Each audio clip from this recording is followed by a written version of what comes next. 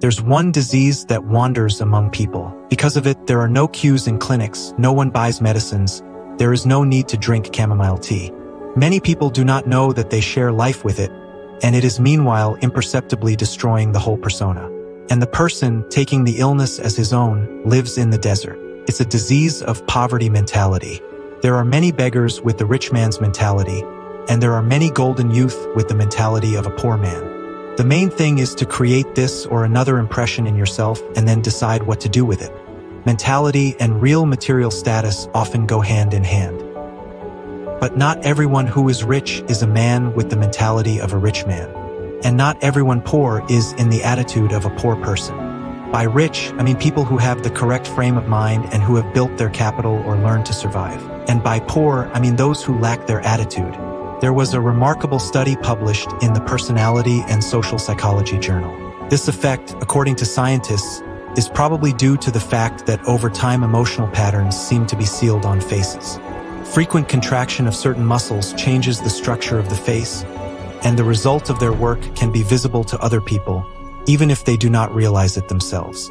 For the second time, scientists asked students to decide who in the photos was most likely to get a job as an accountant.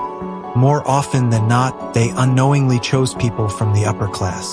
The third time, the experiment took an even more interesting turn. The test subjects were shown pictures of happy people. But here they were stuck in a puzzle. What is it that unites the rich? That's a question German researcher Rainer Zittelmann can help answer. He earned his second doctorate with a dissertation on the psychology of rich people. Results and the entire process are in his book. Rainer asked 43 investors and entrepreneurs with a net worth of more than $11 million to take a test. It is 50 questions long and is based on one of the major theories, the Big Five. This is what he came up with, and the criteria is definitely not about poor people. They're under constant stress. Being a poor person is always staying under tension. Even if you are a hardcore character, the life of a poor person will gradually make you nervous. When you go to the store near your home, take a little food and end up losing $1,000, you can't think of anything else but saving money. And that's just food. And what about rent, loans, long overdue visit to the dentist, worn out shoes? Fair? A vacation abroad is now a long-held dream. The vicious circle is interrupted on payday. And this is where everyone's mentality comes into play. Stress pretty much impinges on cognitive functioning. Oxford University's Joseph Rondry Foundation published one study. Scientists found that people who only operate on a survival mode worse decision-making, and their focus is much narrower.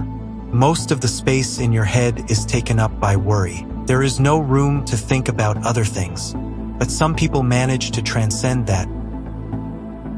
For the poor, resources spent without return in the short term are lost. The wealthy, on the other hand, are willing to invest resources without immediate reward. Long-term thinking is also seen in simple financial literacy. For example, you are faced with a choice in a store. Paper towels for $20 with a triple layer but fewer sheets, or for $9, where one layer has 20 more sheets. Most people will not think about it, look at the price and make the obvious choice, but one sheet of those for $20 absorbs as much as 10 sheets of paper for $9. The desire to save money appears where it should not be. For example, saving in the name of consumption, buying food of poor quality in large quantities, when you can leave it out altogether or get less but better. Long-term thinking can also be seen in the attitude towards oneself. After all, self-education is also about perspective. Communicating with those whose personal growth you see is also about perspective.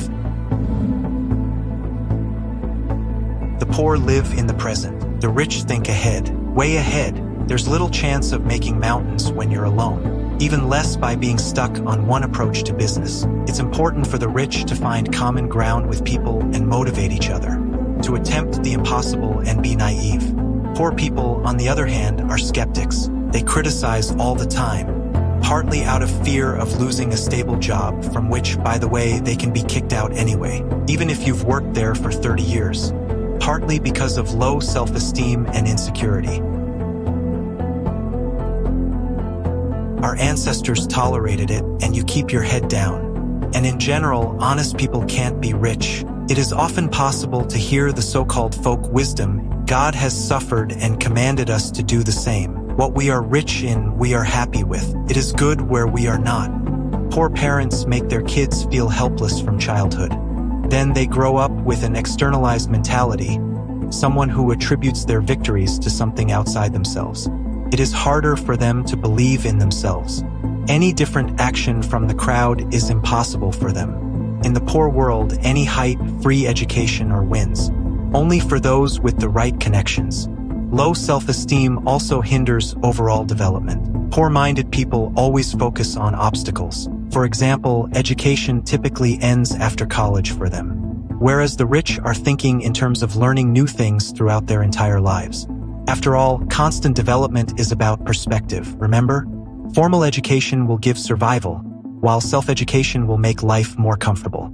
If you tell a rich man that he has a clear talent for cooking and it's time to share his knowledge with the world, he will at least think about it. He will not say there are so many cooks in the world already, I will have nothing to contribute. Who would be interested? Or I do not know anything about business. If he really gets worked up, not even his lack of education will stop him from bursting into the restaurant kitchen.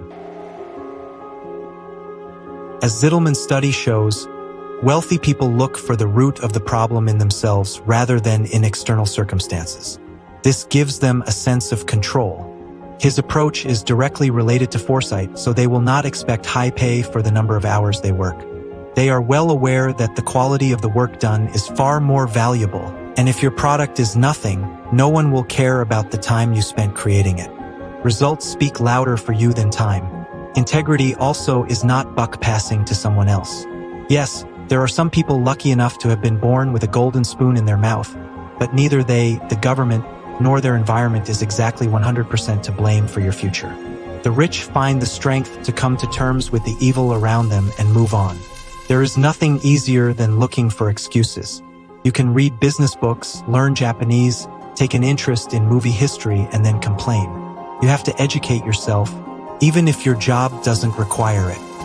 But to associate with your income your interest in culture is absurd. The loud slogan, "A man can do anything if he wants to," doesn't work. There are those who remain hostage to the situation from birth. They are imbued with attitudes that they cannot challenge, because everyone around them says the same thing. Parents cut off their children's wings, and neither the former nor the latter realize it. Poor thinking cycles from generation to generation. But there are those who are born into the same conditions. Yet they, like flowers, have broken through the concrete. And that is, to some extent, luck.